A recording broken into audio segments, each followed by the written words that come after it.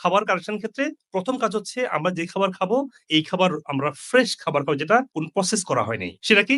Rice এখন process করা হয়নি। কিন্তু রাইস হতে পারে ঢেঁকি চাটা চাল। আমরা মাংস খাবো ন্যাচারাল মাংস যেটা গ্রামে তৈরি করা হয়। ডিম খাবো যেটা অর্গানিক্যালি মুরগিগুলোকে ন্যাচারাল খাবার খাওয়ায় বড় করছে। আমরা আর কি খাবো? আমরা বাদাম খাবো, ডার্ক চকলেট খাবো। সুগারটা সমস্যা। ইয়াং মানুষ সুগার একটু খেতেই পারে, তত কম খাওয়া যায়। হোয়াইট সুগার থেকে আমরা ব্রাউন সুগার কনভার্ট হওয়া লাগবে। তাহলে আমরা এই ডার্ক চকলেটে খাওয়া যাবে। অনেকে চকলেট দেখলে ভয় পায়, চকলেট চকলেট চকলেট। আমি তো ওজন কমাচ্ছি এখন। চকলেট ওজন প্রায় কমাবে। কিন্তু আমরা কি করছি? আমরা এখানে সুগার এড করছি। That's the problem. তাহলে সব খাবারই আছে, আমরা মডিফাই করেছি, ঠিক করতে পারছি না। নাস্তা কি দিয়ে করি? ফুচকা, সিঙ্গারা, সমোসা, পাকুড়া, পরোটা। তো আমরা পরোটাটা এভয়েড করি। এভয়েড করে আমরা চাউলের পরোটা খাই। আমরা তেলটা আরো একটা সুবিধা হয়েছে এখন। এখন বাজারে সরিষার তেল আসছে, ঘানিতে ভাঙ্গা। ওটা খাই, একদম পিওর ওটা। সারা জীবন মানুষ সরিষার তেল খেয়ে বড় হয়েছে। এবং তখন কোনো রোগ ব্যাধি ছিল না কিন্তু। সিঙ্গারা সমোসা বাদ দিয়ে আমরা ফ্রুটস খাই আমরা। অনেক ফ্রুটসে জিএমও, বাট জিএমও ফ্রুটস খেয়ে এত রোগ হচ্ছে এভাবে তো প্রুফ দেখা যাচ্ছে না। হয়তোবা আল্লাহ তাআলা আমাদেরকে এখনো সিস্টেম রেখেছে যে এটলিস্ট বাঁচার সুযোগ রেখেছে। তো ফ্রুটসটা আমরা নেই। আমরা ফ্রেশ ডিম খাই, যেটা রিয়েল ডিম, বাদাম খাই, ডার্ক চকলেট খাই। এই হচ্ছে আমাদের স্ন্যাক্স বা নাস্তা হওয়া উচিত। এই গুরুত্বপূর্ণ ভিডিওটি আপনারা শেয়ার করবেন যাতে করে আপনার আত্মীয় স্বজন এবং পরিচিতজন